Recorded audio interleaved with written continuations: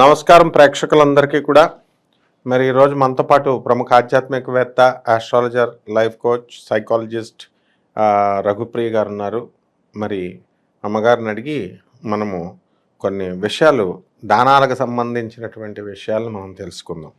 అమ్మా నమస్కారం. అమ్మా నమస్తే అండి. మరి ఇప్పుడు దానాల్లో సాధారణంగా బ్రాహ్మణులకి ఇవ్వడము దానం, తర్వాత బ్రాహ్మణేతరులకి కూడా పేదవాళ్ళైనటువంటి వాళ్ళకి ఇవ్వడం, ఇలా మనం రెండు విషయాలు గురించి శాస్త్రాల్లో ప్రస్తావన ఉందని మనం గత వీడియోల్లో మనం చెప్పుకున్నాం.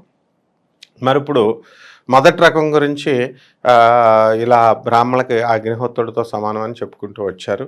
దాన ధర్మాలు చేస్తే ఇచ్చినటువంటి వాడికి ఫలితాలు ఏమిటి, అలాగే తీసుకున్నటువంటి వాడు పర్యవసానాలు ఏమిటి, అతను మళ్ళీ ప్రక్షాళన ఏ విధంగా, పాప ప్రక్షాళన, కర్మ ప్రక్షాళన ఎలా చేసుకోవాలి, ఇలాంటి విషయాల గురించి మనం చెప్పుకున్నాం. మరి ఈ రెండో రకం బ్రాహ్మణేతరులకు ఇచ్చినటువంటి, పేదవాళ్ళకి ఇచ్చినటువంటి దానాలకు కూడా ఏమైనా నియమ నిబంధనలు ఉంటాయా, వాళ్ళు కూడా ప్రక్షాళన కార్యక్రమాలు ఏమైనా చేసుకోవాల్సి ఉంటుందా, దాని విధానం ఏమిటి, కొంచెం మా ప్రేక్షకుల కోసం తెలియజేయండి. తప్పకుండా. నమస్తే. అయితే మనం ఇక్కడ దానాలు అనేవి రెండు రకాలుగా అని చెప్పుకున్నాము. బ్రాహ్మణులకి ఇచ్చినది వాళ్ళు అనుష్ఠానం చేసి ఇచ్చిన దానానికి, తీసుకున్న దానానికి వాళ్ళు గాయత్రి మంత్రం జపం చేసుకుని ఆ ఫలితాన్ని వీళ్ళు అనుభవించకుండా దాటవేసుకోవచ్చు. ఇప్పుడు రెండో రకం దానాలు ఏంటంటే పేదవారికి ఇచ్చే దానాలు. చాలామందికి, కొంతమందికి ఏం చెప్తారంటే పేదలకి వస్త్రదానం చేసుకోండి, అన్నదానం చేసుకోండి, అది కూడా ఒక పరిహారం కింద మనకి చెప్తుంటాము. అంటే ఒక్కొక్క గ్రహానికి ప్రీతి కోసమని మనం ఈ ప్రక్రియ చేస్తామన్నమాట. అది శనేశ్వరుడు ప్రీతి కోసమని మనం ఏం చేయొచ్చు అంటే, శనేశ్వరుడికి ఇష్టమైన వాళ్ళు, కష్టం చేసేవాళ్ళు, దిగువ జాతిలో ఉండేవాళ్ళు, వాళ్ళని కనుక ఆదరించినట్టయితే శనిపీడలు చాలా తగ్గుతాయి. కానీ చాలామంది ఏం చేస్తారంటే తక్కువ వాళ్ళని చాలా తక్కువ చేయడం వల్ల శనేశ్వరుడికి కోపం వచ్చి ఆ స్వామి ఆగ్రహానికి గురయ్యి ఇంకా శని బాధలు పడే అవకాశం కనబడుతోంది. కానీ ఎప్పుడు కూడా తక్కువ జాతి వాళ్ళని ఆదరిస్తే, ఎంత ఆదరించి, ఎంత వారికి అన్నం పెట్టి వారిని ఎంత మంచిగా చూసుకుంటే శని భగవానుడు అంతగా ఇష్టపడతాడు. అయితే వీరికి దానాలు ఇచ్చేటప్పుడు ఏమైనా నియమ నిబంధనలు ఉన్నాయా అంటే, వీరికంటూ ప్రత్యేకంగా నియమ నిబంధనలు లేవు. కానీ మనం ఏదైతే ఇద్దామనుకుంటున్నామో తిరిగి ఆశించి మాత్రం ఇవ్వకూడదు. వీరికి ఇచ్చేటప్పుడు అక్కర్లేదు మనకి వాళ్ళు నాకు ఇది పోవాలి, అది పోవాలి అని చెప్పుకోవాల్సిన పని లేదు. ఎందుకంటే మనం ఇస్తున్నాము అంటే శని భగవానుడు ఆల్రెడీ ప్రీతి చెందిపోతాడు.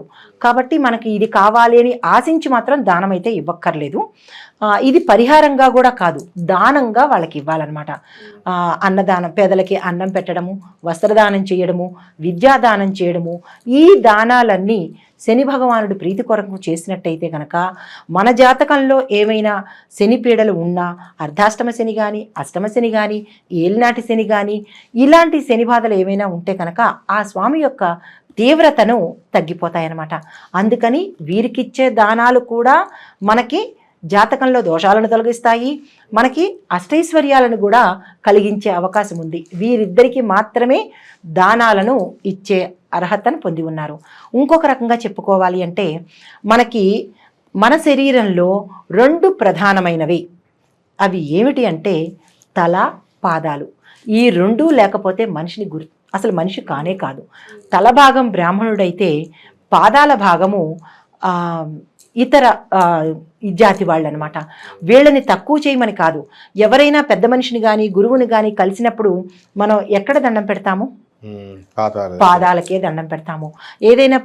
ఏదైనా మంచి మంచి అకేషన్స్ వచ్చినప్పుడు, పండగలప్పుడు ఎవరికి దండం పెడతాము? పాదాలకి దండం పెడతాము.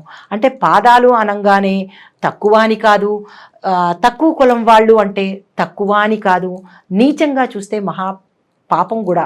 ఎందుకంటే ఈ రెండు ప్రధాన భాగాలు కూడా మనిషికి అవసరమే. తక్కువ జాతి వాళ్ళని కూడా మనం ప్రేమించాలి. ఎంత ప్రేమించి వాళ్ళకి ఎంత దానం చేసుకుంటే మన జాతకంలో ఉన్న దోషాలన్నీ తొలగిపోతాయి. శని భగవానుడి యొక్క ప్రీతికి, ఆయన అనుగ్రహానికి మనం పాత్రులవుతాము. ఆ పీడ నుంచి కూడా, శని భగవానుడి బాధల నుంచి కూడా ఉపశమనం కలుగుతాయి. ఈ రెండు దానాలు అంటే ఈ ఇద్దరికీ చేసే దానాలు చాలా శ్రేష్టమైనవి అన్నమాట. వీటికి అనుష్ఠానం అక్కర్లేదు, ప్రక్రియలు అక్కర్లేదు. ఆ అవతల వ్యక్తి సంతోషిస్తేనే చాలు, ఇతనికి జాతకంలో ఉన్న దోషాలన్నీ పోయినట్టే. చాలా బాగా చెప్పారమ్మా. ధన్యవాదాలు. నమస్తే.